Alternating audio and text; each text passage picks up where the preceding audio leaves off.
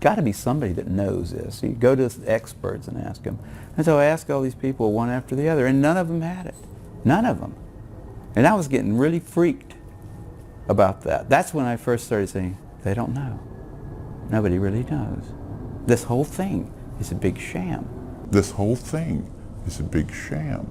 That's Kary Mullis, the inventor of the hyper-popular RT-PCR test that Big Pharma and the biotechs are capitalizing on.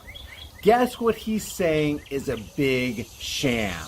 You need to stay tuned because everybody needs to see this.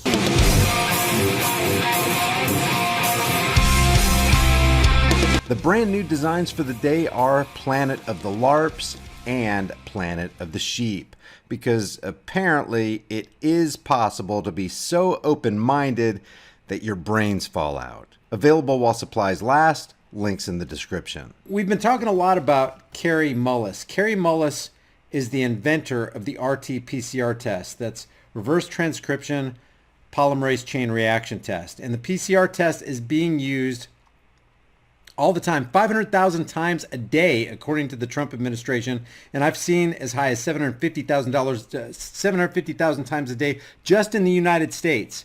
Just in the United States, guys. I did a little math. 500,000 tests a day just in the U.S. times a minimum of $43 per test for reimbursement under the CARES Act through Medicare is $21.5 million every single day. That's just for the RT-PCR tests in the United States. They want to ramp that up.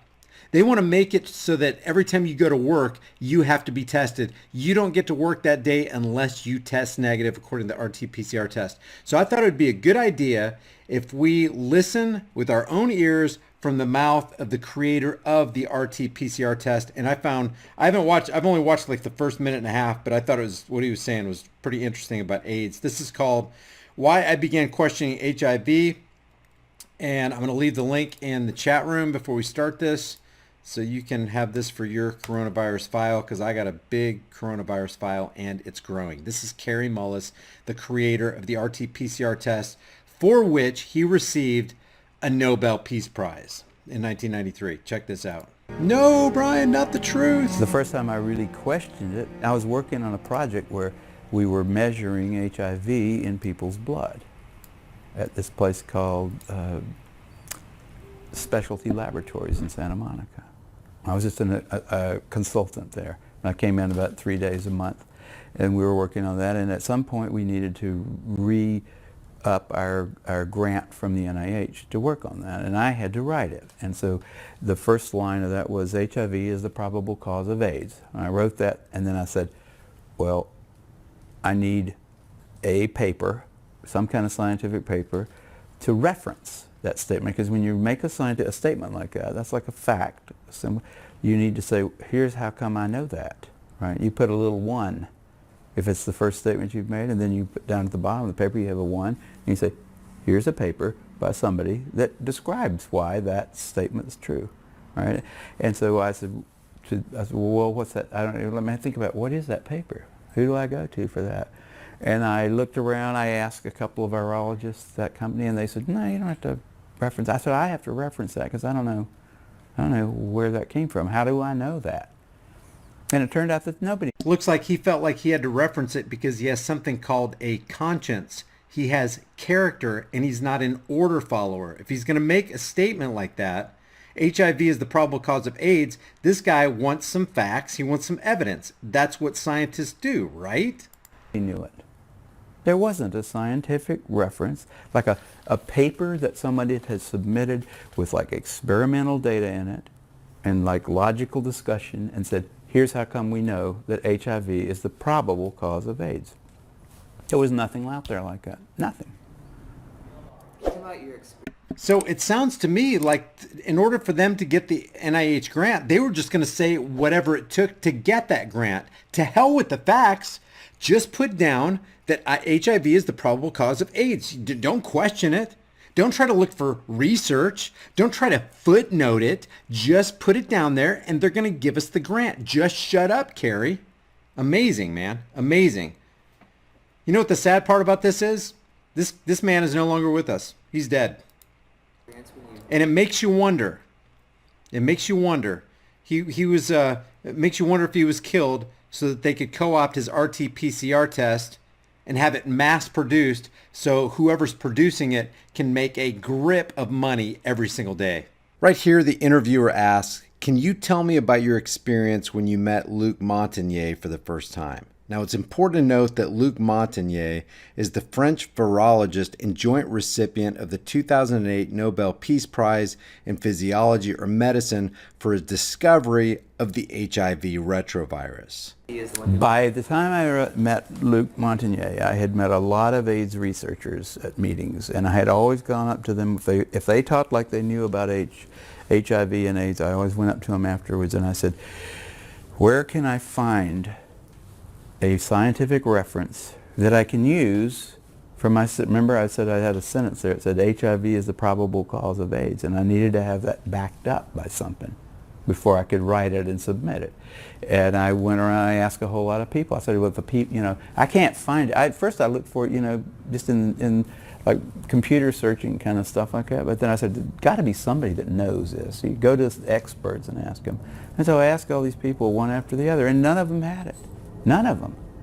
And I was getting really freaked about that. That's when I first started saying, they don't know. Nobody really knows.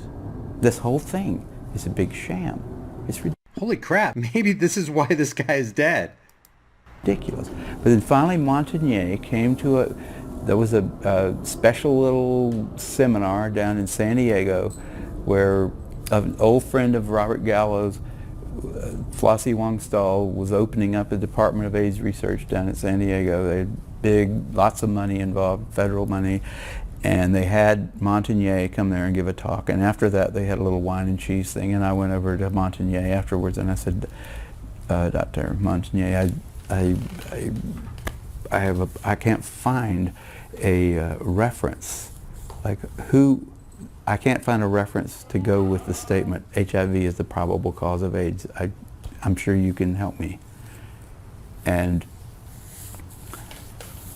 he knew that he probably should be able to help me. And he said, well, why don't you quote this new work, and by new he meant like something that came out this year, right? This new work about a virus that can kill monkeys. Or I think it was not monkeys, it was like something related to monkeys, some kind of a little ape. And I had read that and I said it was like supposedly going to be a model system for studying AIDS, that somebody had figured out some kind of retrovirus that passing it back and forth between various mammals, they could finally put it into chimpanzees and kill them. And it killed them in about a week, and it didn't kill them there was nothing like AIDS there. It doesn't kill you in a week. It was just totally ridiculous. None of the symptoms were the same. And I said, well, I read that. Let me show you something. There's an information shelf. They call it an information shelf underneath this video that's been provided to us by YouTube. And look what it says here.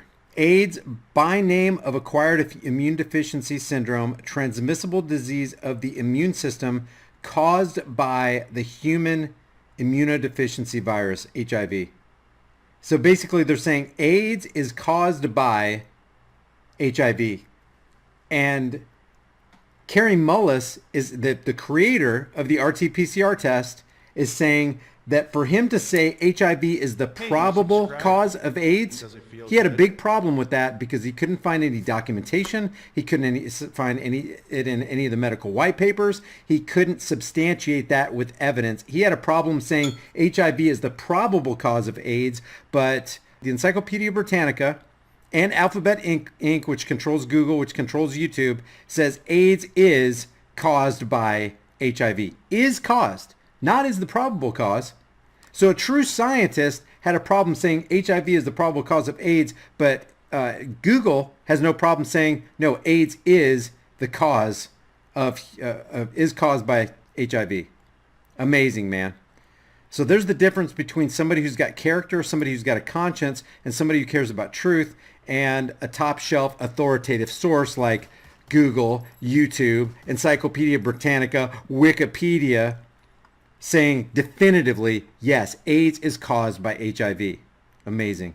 that paper, and I didn't see any connection between that and AIDS, and I don't think that would be a real. I wouldn't want to use that as a reference, and I don't remember exactly what he said, but I know he walked away.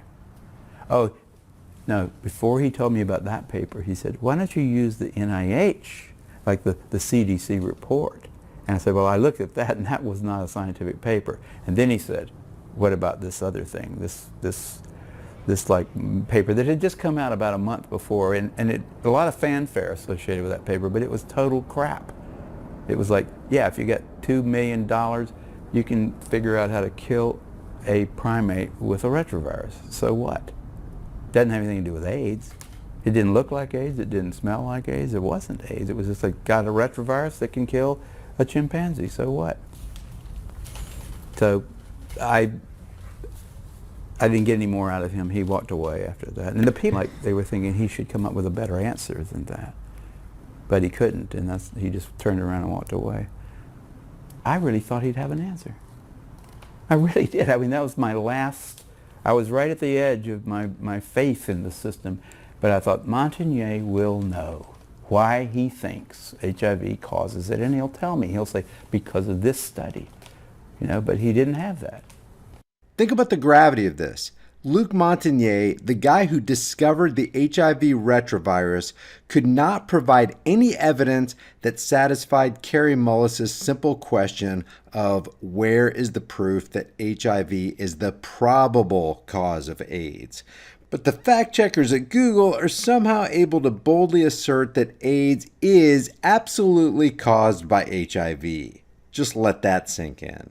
But I thought, Montagnier will know why he thinks HIV causes it, and he'll tell me. He'll say, because of this study. You know, but he didn't have that. So Kary Mullis goes to the top in that specific field of HIV being the probable cause of AIDS, and he couldn't get the answer at the top because they didn't have the answer. And the reason they don't have the answer is because they're incentivized not to get the answer. It's all a shell game. This is a medical dog and pony show. None of those guys have that, and that's why they're so weird. You know, that's why they don't want dissent. They don't want people like me walking up and asking them those kind of questions, and they're willing to like go to great lengths to prevent that. They're out on a limb. I wouldn't want to be there with them. Again, because he has character. He doesn't want to go out on a limb. If he doesn't have evidence, he's not going to write it. He's not going to be dishonest. But so many people are out there on the take. That's why the two investigative probes you should have in any criminal investigation, one is a directive and one is the question. The directive is follow the money.